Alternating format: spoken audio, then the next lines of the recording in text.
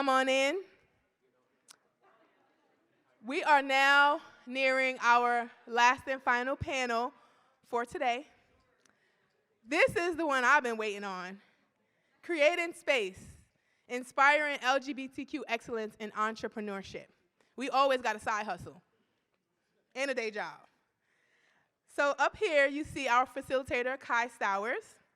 And for our panelists, we have Kelly the Barber, Dana TherActivist Johnson, and Helixir Jynder Byntwell. Correct me if I didn't say that right. Oh, first time's a charm. So without further ado, Kai, you can take it away. All right. Well, thank you all of you for being here. And of course, thank you so much to the Office of LGBTQ Affairs for creating spaces like that. Thank you to the last panel for helping us appreciate what we have, even though we have so far to go. So I would like to start by just recognizing that there are so many doors that are closed to us, no matter how qualified we are or no matter how hard we bang on them. And I think the people in this audience recognize that deeply. And entrepreneurship is a path forward where we can actually say, screw that door, I'm gonna build my own door and I'm gonna walk through it. And so I would love to hear from each of you, what inspired you to start on your entrepreneurial journeys? So I don't know if there's like any order you want us to go, but I'll start it off since I'm at the end. Hello everyone, Dana TherActivist Johnson, pronouns are they, them, theirs. My entrepreneurial journey started probably after graduate school. I have a master's in social work. Hello, social workers. You have fans. Huh? You got fans. I see. That's good. We all have fans. Oh, so that work brought me to really wanted to expand on activism. Really wanted to connect my community. I come from Oakland, California, and places like Oakland, you wouldn't see a lot of faces like me, and I wanted to bring that representation. And so I was like, how can I do this? And worked in the workforce, and it was like, no, this is not working. Like the voice and the representation is not getting out there. And so I decided I'm gonna go deeper into my activism, and I'm gonna do a book and a documentary project. So wrote a book as well as was filming for my documentary, and the project's called TherActivist, They, Them, Theirs. And was really inspired to try to help support folks that may have been coming from the same community as me and may have some of that same lived experience. As a BIPOC individual that's identifying as trans, non-binary, that's from an urban space but interacts in a lot of conservative spaces. And then we had the religion aspect of it and like how to actually be who I am, authentically me, even in my religious space, which was really like the focus of, okay, this needs to be out there. So I kind of feel like everybody had a story, and it's yours to tell. And so that was my whole inspiration to like, go ahead and let's do this story and let's put this out there. Awesome, thank you. Thank you. Hello, awesome. My name is Helixir Jynder Byntwell, pronouns he, they. So I was working with like public transportation. I was a commercial driver for most of my adult life. And I started doing drag as a hobby and barbering as a hobby. And so through like over the course of the last 4 years, there's been a lot happening in the world. And the company that I was working for did not support me as the person that I am outside of work. So that's a Black person, a queer person, a trans person. And it's conflicting, especially like in this country where we're raised to want that ideal, like the American dream, weekends off, high pay, having benefits, And so I hung in there for almost 5 years, and I finally reached the point where I was getting so much joy from barbering and doing drag that I was like, I want to be able to do this all the time, and it's hard as an artist to try to support yourself while also doing what you love. And so I've always been like fiercely independent and was like, I remember telling my mom, like, girl, I cannot work like this every day. And she's like, she was 65 at the time, and she's like, well, if you figure out something different, let me know. And I was like, I will, because if this job is what I'm supposed to aspire to have, and I'm already here at 23, and I'm supposed to do this until like I'm in my 60s, and I already hate it, I was like, I cannot, like, and I just had to be frank with her. I was like, either I keep this job or I stay on this planet. You know what I mean? Because like, so many of us do things that we hate and that just make us miserable, and I'm like, it's not worth it for like this ideal of the American dream. So I quit my job, and then 2 days later, I won San Francisco Drag King of the Year, and it was like, thank you. It was hard. I was like, I'm choosing to leave security that I had worked for, and it was like, I'm not a rash person. I think everything out. I'm always like 12 steps ahead, and for the first time, I couldn't see the next step, but I knew that I had to have faith in myself and take a leap, even though I couldn't see what was ahead of me. And 2 days later, I won the competition, and then I started like cutting so much queer hair in Oakland, and it's like, I just wanted, like you said, like I want to show who I am, because not a lot of people come across people like us, so it's like being like, we exist, and that way when you encounter someone who's like me, you don't treat them like, oh my God, I didn't know drag kings is this, I didn't know like trans mask people who are also like a little saucy, you know, like exist, and it's like, you're allowed to express yourself however you want. So that's like kind of been my journey since I quit, is like, make money by doing what I love, serving the communities that matter to me, and just having a great time. Like, life is too short to be unhappy, so yeah. And win awards, right? You got to make room for winning awards. I'm Kelly. I use he, they pronouns. I'm a gender-affirming barber and hairstylist, dual licensed here in the South Bay.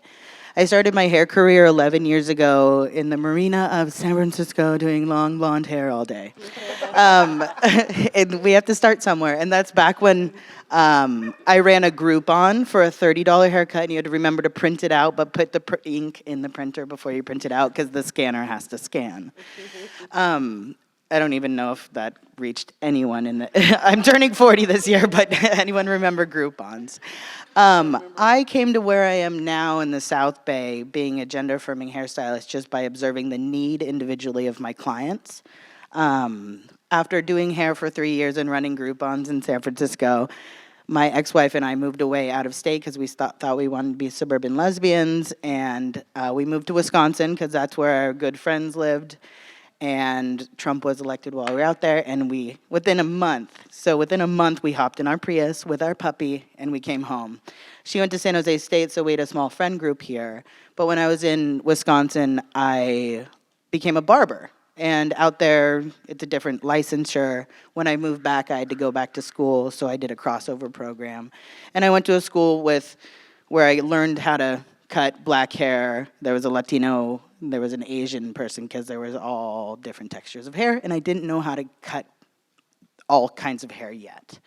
Luckily now I do, and more so my focus, because, and I'm not here to be like toot toot, I cut great hair, but more so toot toot, I listen to my clients. And when I first started cutting hair in we'll call it it's not even a traditional barbershop, a regular barbershop downtown, when we would get walk-ins, other barbers would tell queer presenting people and women either no or they don't have time when I saw their schedule and they had all the time in the world.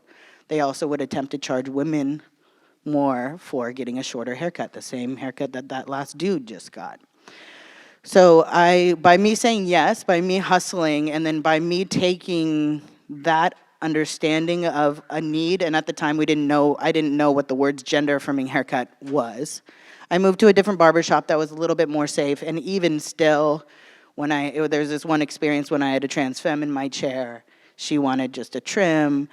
it's kind of tricky because I want to keep her as protected as possible within the loudness that is a regular barber shop and within the banter. And then the owner came up and said some horrible things and referenced the he, she, it, whatever thing. And I knew that that wasn't a place for me. And I hoped that I had a hefty enough clientele to go over into a bigger studio. Bigger meaning smaller studio, but just for me. So for me, I got into the industry and then just looked for the need. And now I'm grateful to have a really hefty clientele. I'm grateful to work actually, it's super independently, but with the resources of the Q Corner. The resources of the connective possibilities in this county. Yeah, so I do hair, but I like to amplify the needs and the desires of my clients individually and dismantle the historical gendered atmosphere of a salon and a barbershop and the gendered shame of what we might want for ourselves. Meaning gendered shame brought to you by the world, not ours. So I'm here to dismantle that and be like, well, I'm hearing this is what you're wanting for yourself, is that correct? Also, if sometimes people don't know what they want, that's okay too. It's okay if you don't know the verbiage of, give me a wolf cut, or whatever the new things are. I'm here and I'm behind the chair to hopefully pick apart what you might want for your haircut based on what I call a verbal receipt during my consultation. Well, I say things like, well, sometimes people who wear shorter hair that want to present more feminine, sometimes you can have a softer sideburn. Sometimes it's more pointy, because sometimes is not a binary term. And when you work with gender diverse people, including myself, being non-binary, I know that we don't fit often in what society might want for us aesthetically. And the joy that I see people have after they entertain and chat with me and without shame about what they want for themselves, and then later on, including all the gender diverse kids that are in my chair now too, which is so cool. The parents text me later and say, I've never seen my child light up like this before. That's so amazing. yeah, so yeah. Sorry if I went too long. Yeah, I was really appreciating that theme of, this isn't working for me. I'm miserable, I'm unhappy. Everything that makes me me is not valued. And that was a similar way that I launched my journey, is I was in a big corporate company that they hadn't even started their DEI journey. They wanted to treat people well, and they did that by treating everyone the same. And during the pandemic, I had a lot of people coming to me saying, can you help me? I've hired this team, we haven't met. Can you help me? I'm working with people who aren't like me. I want to do better. And I had enough clientele, I got to walk away from a corporate job, which my parents are a teacher and one works for the government. I had no idea entrepreneurship was going to be in my future. But when you have that much pressure in your back, you can take a big step forward.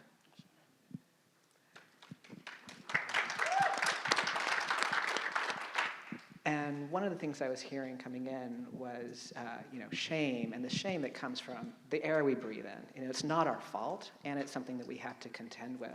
So I'm wondering if each of you could share a bit how you've embraced your LGBTQ identity and how that's really positively impacted you and your entrepreneurship. I like a little chaos, so I'm going to let whoever wants to speak first. We can wrestle for it. Oh, this is getting fun. I could answer. So at the job that I was working at, it's a tech, let's say it's a tech company. Let's say it's huge, and let's say it's like social media. Okay. I was just a lowly bus driver, and everyone wears the same uniform, and so many people would be like, oh yeah, that's a cis woman right there. And I'm like, I am so genderful and like very visibly queer in my opinion, that it was just like insane to me that people would see me on a daily basis and be like, that's a girl, she, her, and like, I don't know, interact with me that way. And then I would be doing drag in my spare time, and people are using my pronouns, and they're seeing me, and like I came out as non-binary in 2021, and I didn't come out on my personal Instagram, I came out on my drag Instagram. And I was immediately met with so much support from people being like, there's no right way to do it, your journey is your journey, take your time.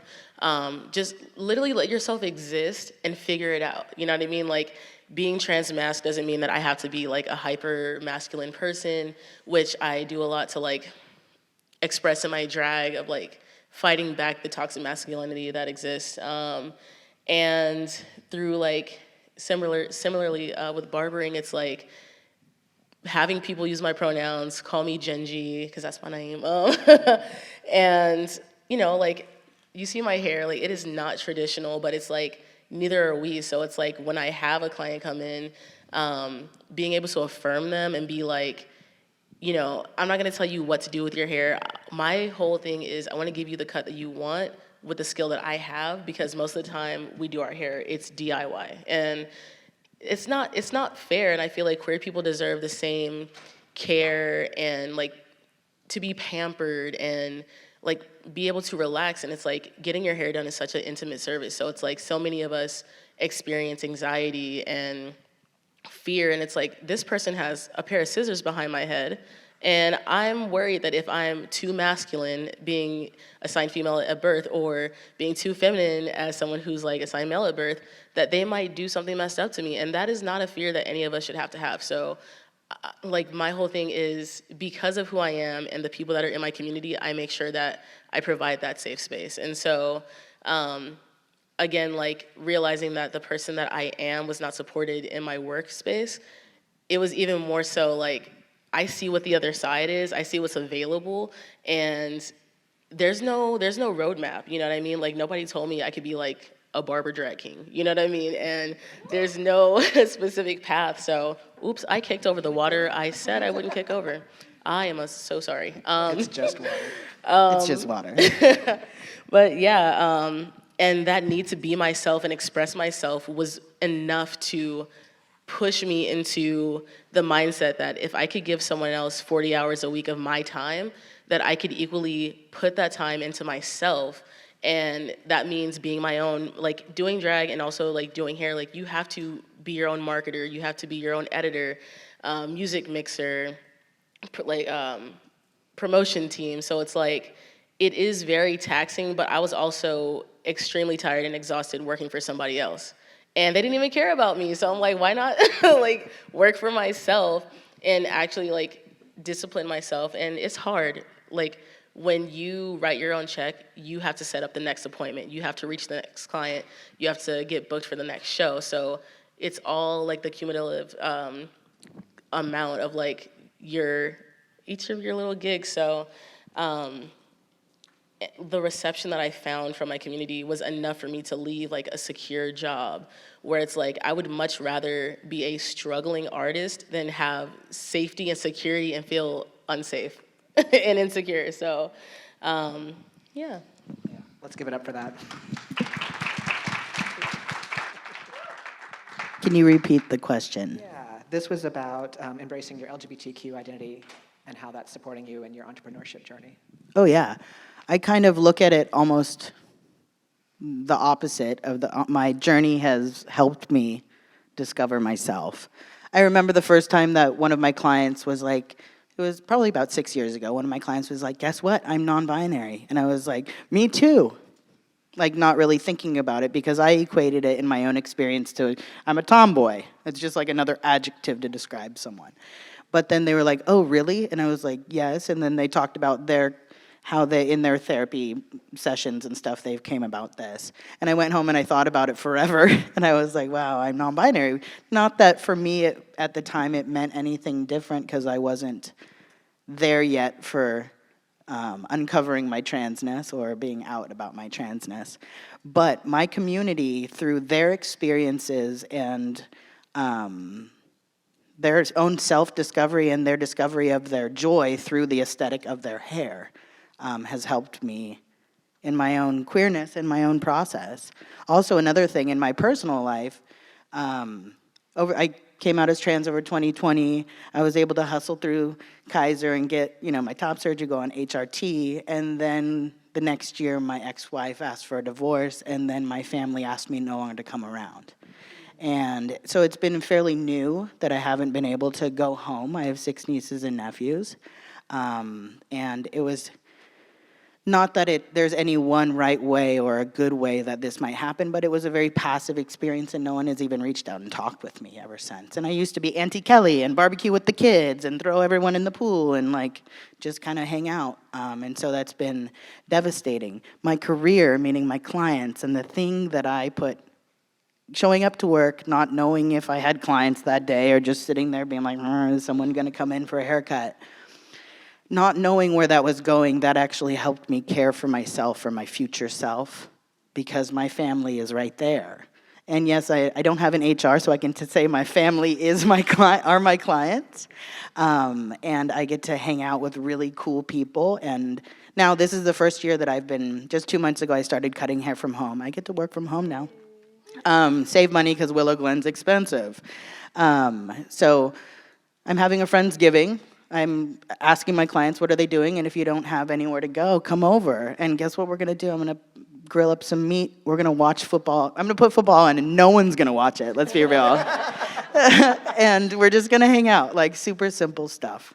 So my community is my work, and I'm fully invested because they have carried me through. Yeah.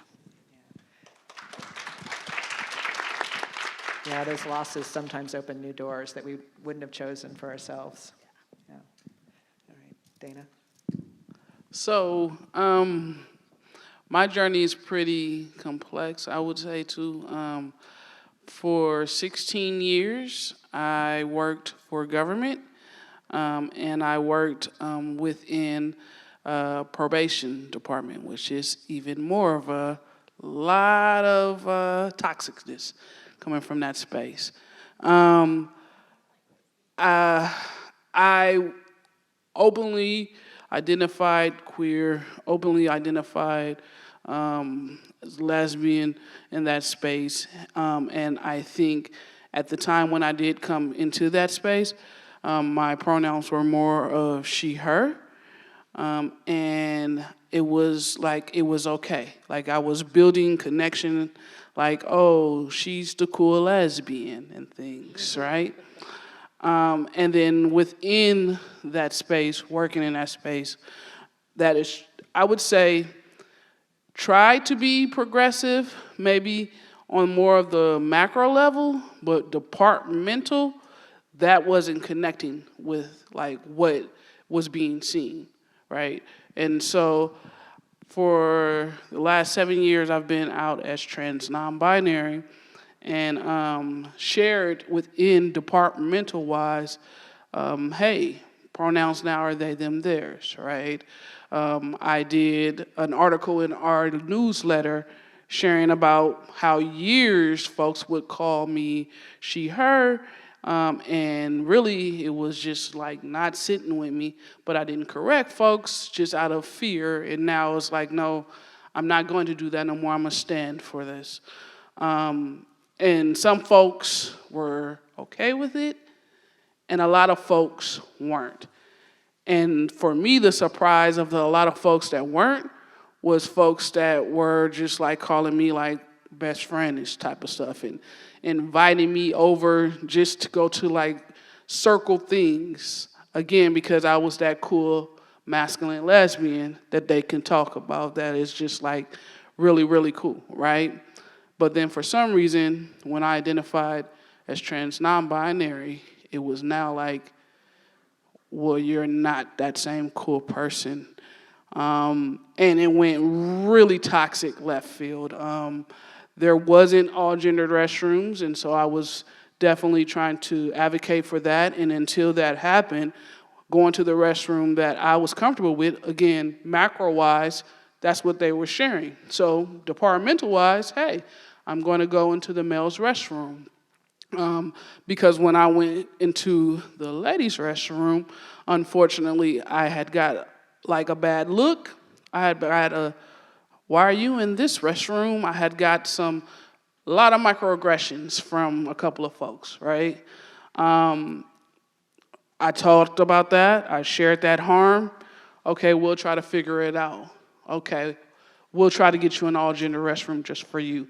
And then the toxicness started to continue to grow and became a real unsafe space, to where like I would literally have nights where I wouldn't sleep at all.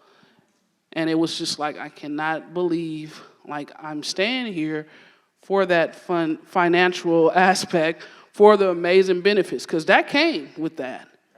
But the toxicness also came with that and over-empowered that. And it was time to make a stop. And I mean, I am such an LGBTQ force in that county. And I was like, if they're going to do this to me, then imagine what they're doing to folks that aren't using their voices the way I am. And so it was time. It was time for me to get out and share this story and share that, right? Like the microaggressions that's happening in those spaces too, so that when the next person that would like to come to that workforce, they can know, but then they can also let it be known this isn't happening with me. So I kind of feel like that helped my journey as an advocate, and then as a trans non-binary person, and then just that representation and that lived experience. And it took a lot of support from community. Shout out to my Q Corner Bessies as well. I actually spent 6 months being in that space, and they don't know, but they probably do. But I was getting ready to term out of the other space, and there was a lot of things and conversations that was held there that was like, yeah, let's go. Let's do this entrepreneur. Your book's out. This is your time. And so that was a lived experience that I'm thankful for, that I can always take with me to try to help others too. And now that's what I'm doing in the spaces I'm in. So That's awesome.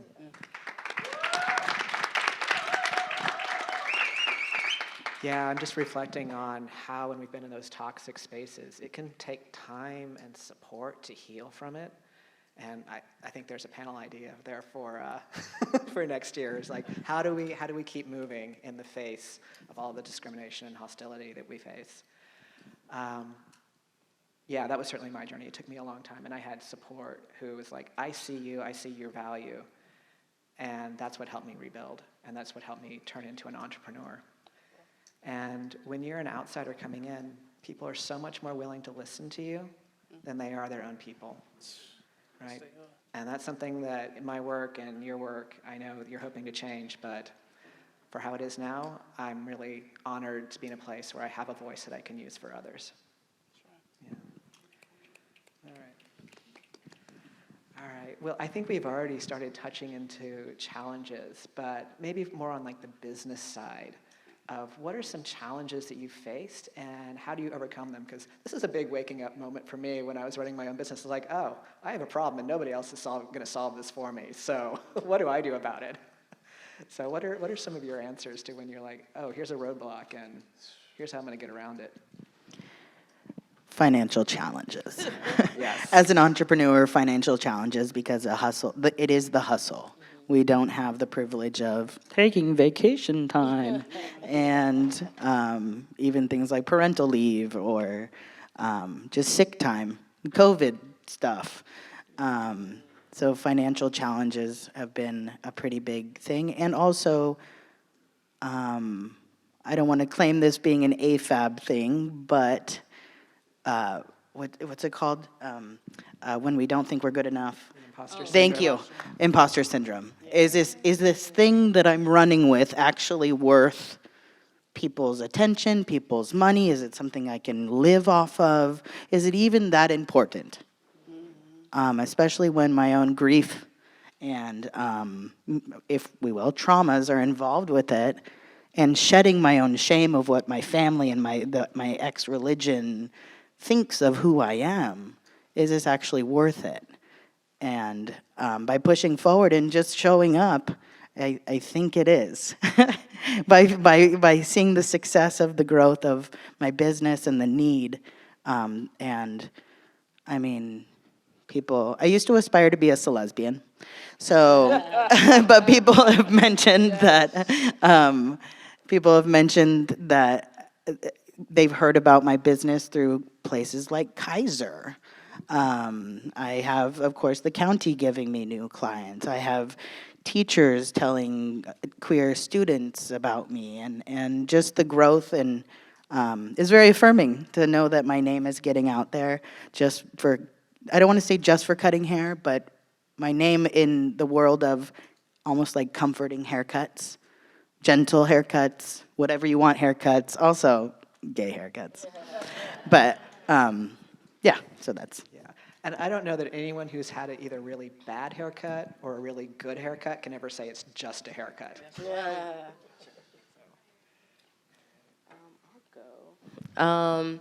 I would definitely agree with the financial. It's like, so with doing drag, it's an art form, right? Well, I mean, so is like barbering, which is awesome because it's like they're two different creative things that I get to do. But like with the drag, it's like, I feel like when I cut hair, it's like, it doesn't feel like work. It's just like, oh yeah, like let me just cut a hair, you know? But like with drag, there's a lot more prep.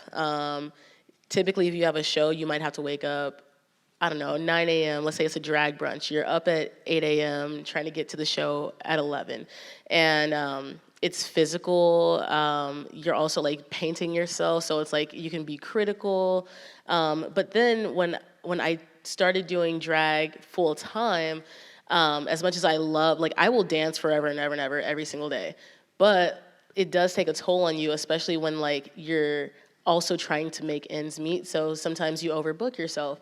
And it's hard to balance the financial need with what you want to do creatively, especially because like it's creating your art is so intimate and it's like so personal. And like if you put it out and people receive it well, that's awesome. But like you're still gonna be your biggest critic. So like doing show after show after show, like I was, before I kind of like split up my time between the two, it was like, it's a perfect recipe for burnout. So it's like when you're your own boss, like you said, there's no sick pay, there's no vacation time. So if you were out of commission, you just don't get money. And you can hope that like maybe like other gigs pick up, but it is a balance because sometimes you push yourself harder than you would like. What else? Challenges, can you repeat it again one more time? Yeah, the challenges that you've overcome. Oh, overcome. I think also after I won the competition, I could no longer be like, what if I'm not good enough? You know, it's like, I literally won a whole freaking competition. Like, I can't sit here and be like. Tell them which one. San Francisco, so it's called SFDK, San Francisco Drag King, and it's hosted at the Oasis. And yeah, it's like having people be excited that I won, not even just like, yay, congrats. It's like, oh my God, I was rooting for you. And I remember before the competition, not even thinking that I would like, I just wasn't thinking about it. I didn't even see that as a path for myself, but I just felt like after that point, I couldn't second guess myself anymore. And that actually helped carry through other aspects of my life. Like when I started cutting hair, I didn't know what I was doing, but like from where I started 4 years ago to where I'm at today, huge improvements. And I'm like, people book with me because of like the experience, you know? So it's like, you can get a haircut anywhere. Like I've gone to Supercuts, I've gone to nail salons, I've been to like other barbers, but like knowing that like it's a safe space and like I'm queer and I understand, and like also like going into a shop and then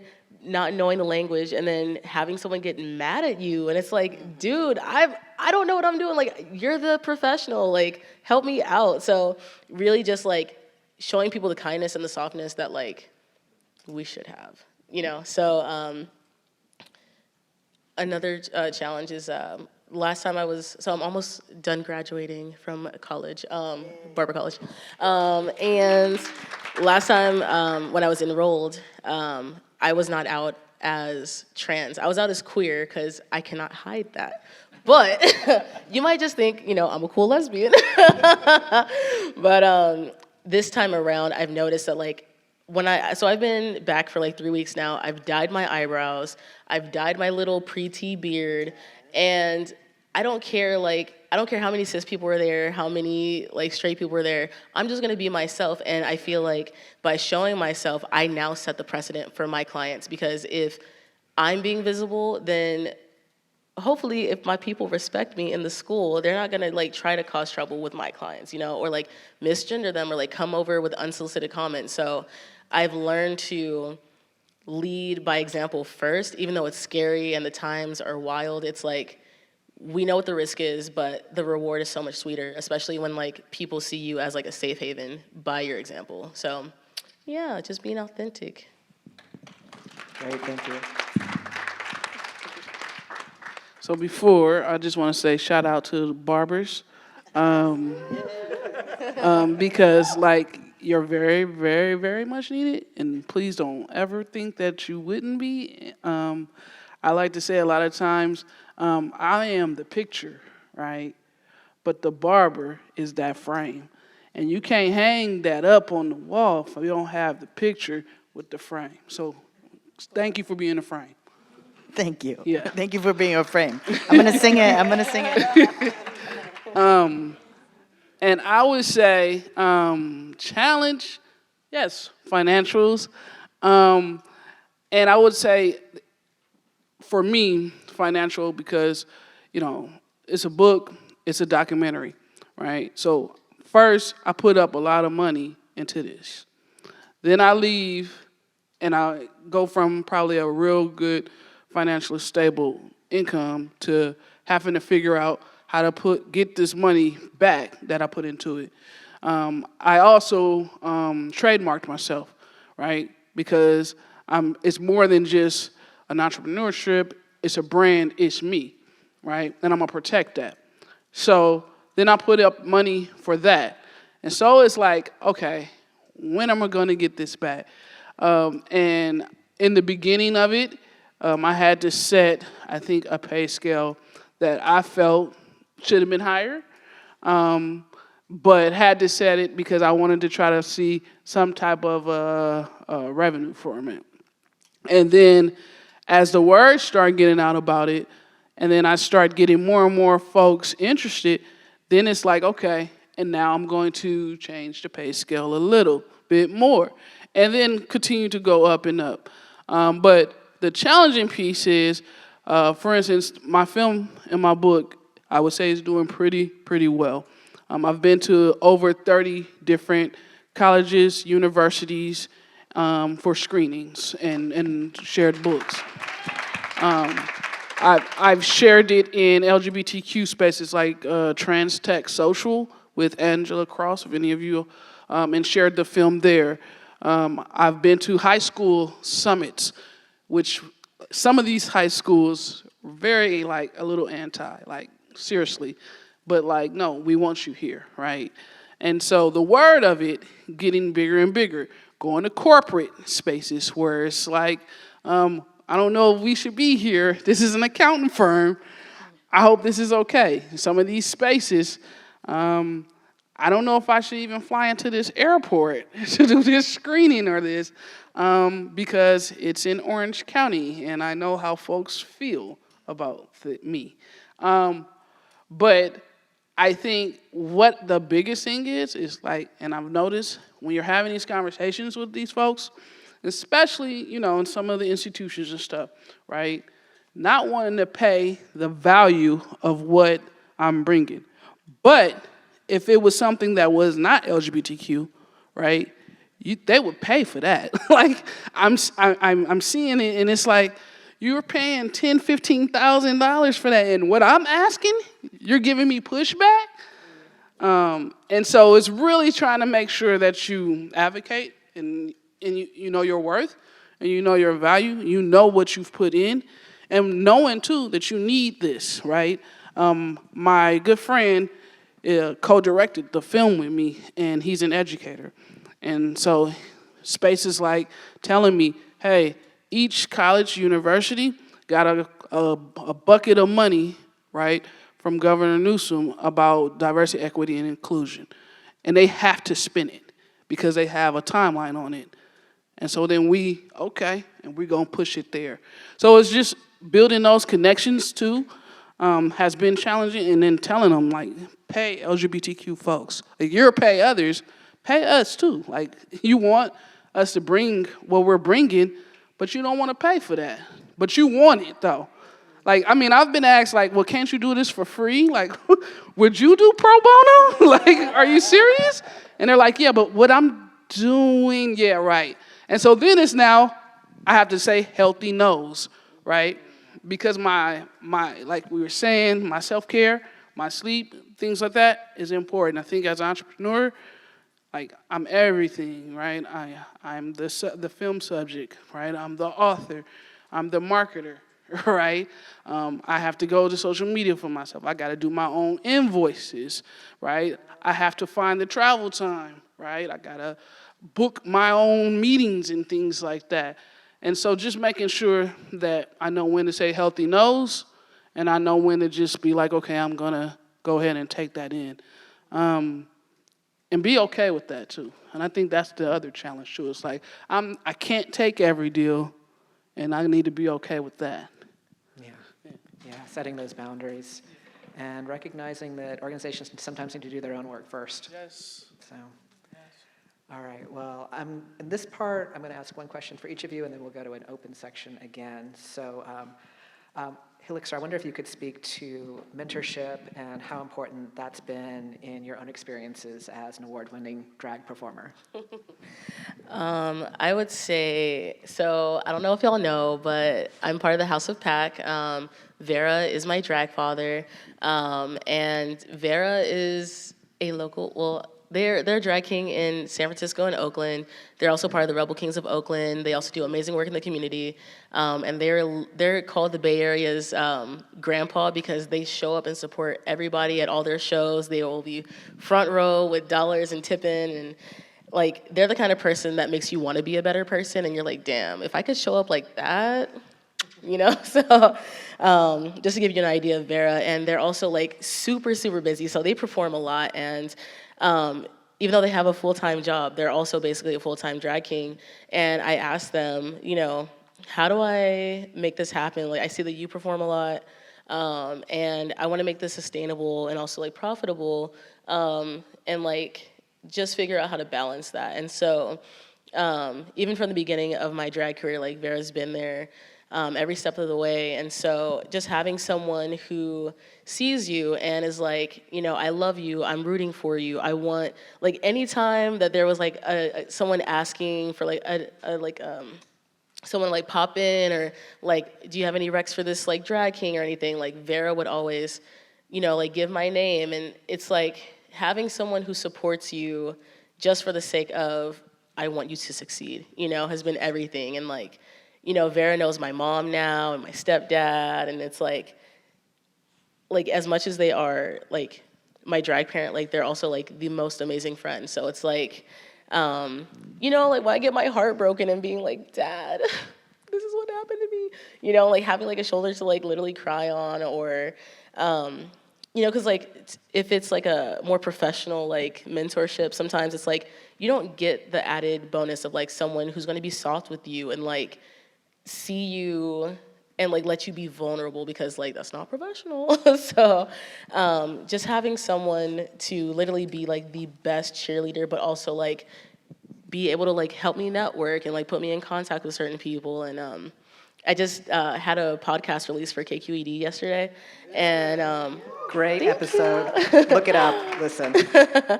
And it's like, you know, Vera also got offered the interview, but they were like, my kids come first, you know. And like I said, like they have taught me how to show up, not only for myself, but like for my community. So it's like, this work is not easy, but knowing like the freedom that comes with this, and also the impact that you can have by like being the owner of your own time. Like once I quit my job, I was able to like show up for shows, and I'm like, you know, I'm not someone who always has the spoons, or maybe I don't feel like it, or I'm emo and I don't want to do anything, but like being around my community feels so amazing. And like seeing how Vera shows up for people, like I said, like literally inspired me to show up more. So since I had more time, I was able to like show up for my community more. And especially with how community-centered both of the environments I'm in are, it helps like transfer over, because like I'll do I did this haircut event for Trans Day Visibility at Oakland High School, and giving gender affirming haircuts to like youth, and like, you know, their parents signed off on it and stuff, and it's like having kids say stuff like, today felt like it was for us. You know what I mean? Like that's how I'm trying to continuously show up for my community, and like it was only from the model that I had, you know? And as far as barbering goes for mentors, there's a barber named Anna Cutts. She's in Sacramento, and like I admire her work so much. And periodically, I would like reach out and be like, "Hey, you inspire me." And so like as I get better, like she'll reach out and be like, "Keep up the good work." And it's like we don't talk often, but it's like just having someone with the skill set and like the business model that I like really appreciate and like respect. Reach out and be like, keep it up, like you're on the right track. Like it means so much, like, you know what I mean? Like I'm like such a little part, but like those interactions feel like the world, so yeah. Yeah, that's beautiful, because we've got this model of, you know, a successful business person is all alone and they're cutthroat and they're competitive. And my experience with entrepreneurship is I have a whole community around me supporting me. And, you know, thank you for sharing like just parts of your community too. Yeah. All right. Dana, you're doing so much work around equity, and I'd love if you could talk a bit about that intersection of diversity, equity, and inclusion, and how that contributes to innovation and uncovering market opportunities in today's business. Well, I think we're in a space now, right? We are in a space now. Well, I like to say a lot of companies and spaces like to say, you know, we're practicing DEI. We're doing diversity, equity, and inclusion. And that's like the key words. Like if they can say those words, I don't know what they're getting like behind closed doors for that, but it's like, even if they're not doing it, if they can say they're doing it, yes, it's working for us, right? And so it's in a lot of, I've noticed heteronormative spaces, that especially that they're like, yes, diversity, equity, inclusion shows up. And we have this one LGBTQ person, and that's why we are practicing DEI, and you should understand that. Or we've gotten a lot of white straight women into leadership position, Exactly. which is progress, but not the whole Right. package. Correct, right. But we have a program, right?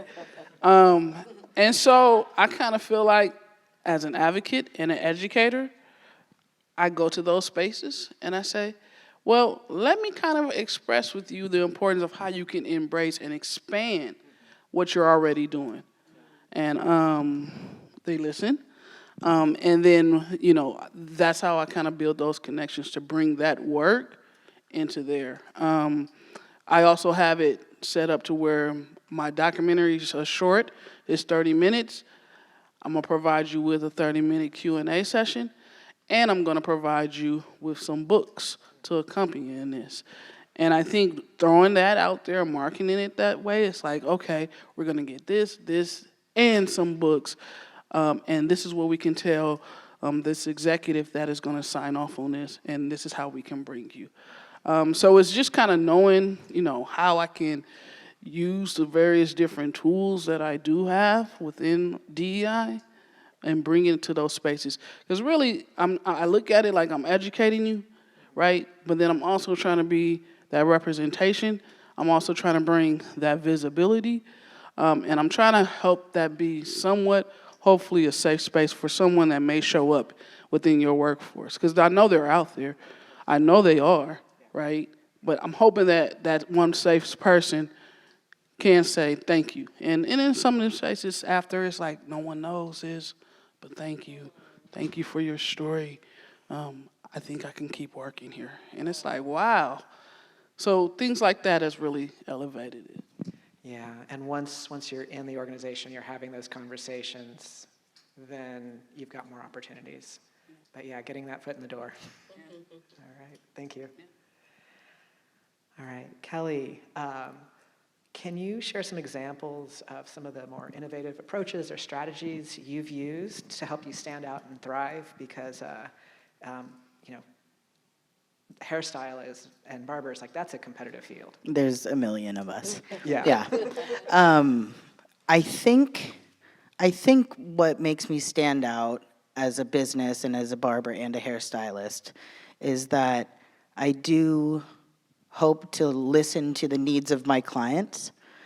And what's involved with that is what I hear them say often, if it's a new person in my chair, and especially if it's a gender questioning person, emotions, hard, uncomfortable emotions come up. And similarly, I think you mentioned it, you, client, are not supposed to know verbiage. And so the first things that I say if I sense that they're feeling anxious is I mention that all the uncomfortable or comfortable emotions are welcome in our space. It's all here. It's okay if you cry. Big change can be hard, and I'm hearing it's something that you're wanting. Is that correct? And by giving them the option to say yes or no, it gives them power. Because I'm not here to give you a mom haircut. I'm not here to give you, trans mask person, a pixie. There's no pushback because I've done my work in my own journey, which I continue to do, is dismantling what gender is perceived as.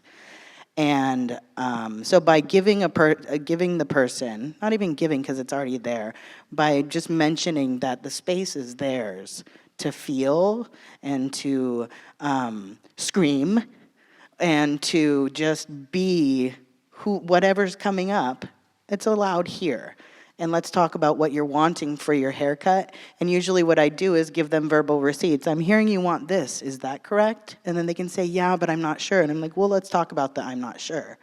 Or if you don't know, if you don't have words, one of my favorite things is, what's a sound effect that your hair would do? And they're like, it would be like, whoo, but not so much like, ah. And I'm like, yeah, let's talk about what that might mean for you. But I don't want it to look Karen-ish. That's what everyone says. Don't give me a Karen haircut. And I'm like, unless you're wanting one, which is a very queer thing to do, is reclaim the quick Karen. I'm waiting for it. We've already done it with the mullet. Yeah. So making my business more about, without, I mean, here I am talking on stage about it, but without being like, I'm not a therapist, first of all. But I do have my own therapeutic journey, and what I do know is helpful for me is allowing the uncomfortable so we can get to the nugget of gold, so we can get to the goal of what's in mind. When you're in my chair, it's the haircut, of course. So that soft skills, that standard of support, that gentleness, if you will, and sassiness that comes along when everyone's comfortable enough. But similarly, I've been told I am a grandpa. I am a cheerleader. I want to be the #1 support for the people to go out and be the best you, because only you know how that is. And the beauty industry oftentimes, and the barber industry, tells us one way or the other.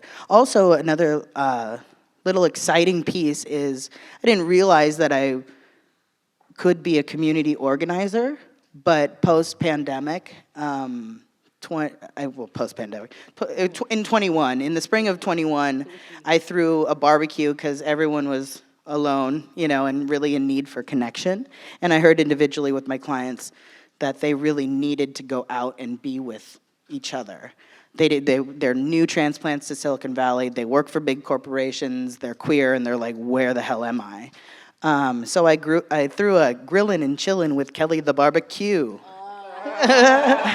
So I bought a bunch of cheap hot dogs, which people didn't come for the hot dogs, or maybe they did. But 80 people showed up.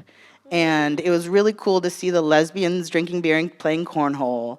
And yelling. It was really cool to see the gay boys find each other. It was really cool to see the non-binary K-pop K-pop lovers that were kids hang out over here. The queer families with young children now have friends. And it's so cool to have been like a center point of that. And I rented a little, gazebo at a park. But I'm excited to do that more.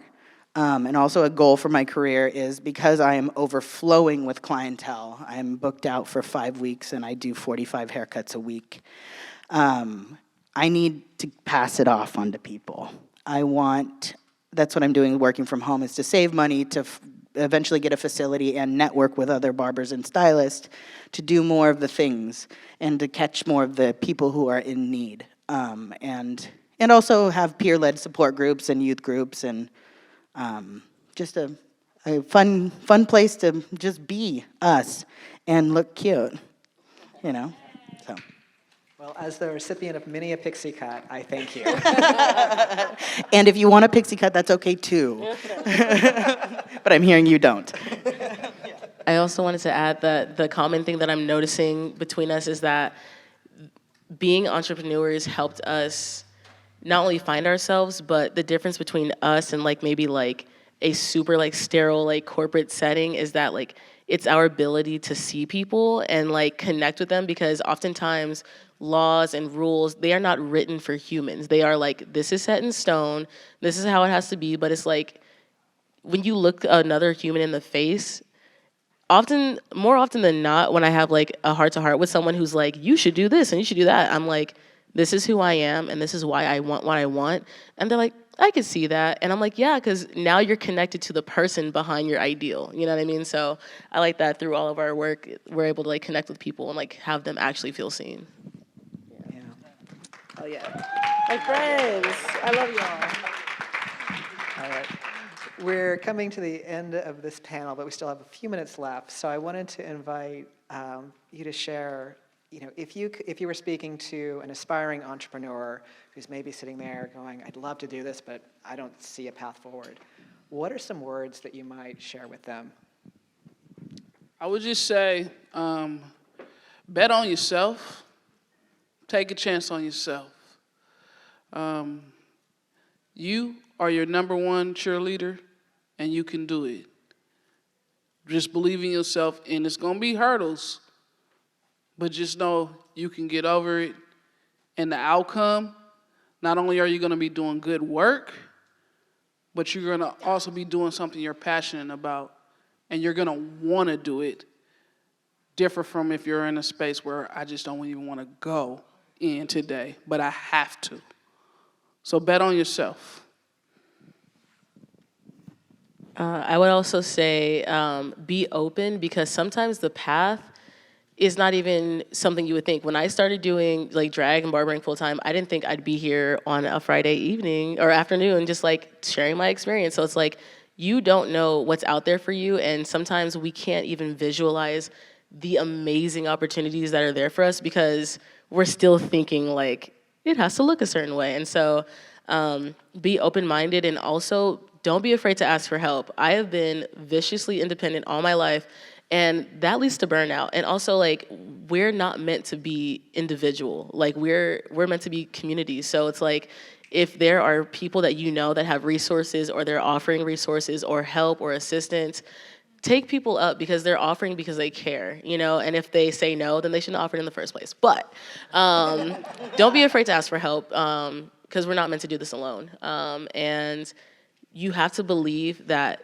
your vision is possible. I'm delusional. I am the main character, and I'm yeah, I could totally quit my 9-to-5 and support myself being an artist, and here I am. So I'm only a year in, but I'm excited to see where I'm gonna be in the next 2 years, so stay true to yourself, y'all. Yeah, I love that. I think a little nugget would be, it's okay if you don't completely know where you're going with it. Just by me showing up and sitting in the barber chair when I didn't have anyone in my chair, it oftentimes feels what am I doing with my life? I could be doing all the other things. And what exactly makes me more special than any other barber in the world? And is that even a thing that I should be paying attention to? But I do know that just by me showing up and not knowing was a very hard part, but I would say to someone, it's okay if you don't exactly know where you're going with it. When I first started, I didn't know what a gender affirming haircut was.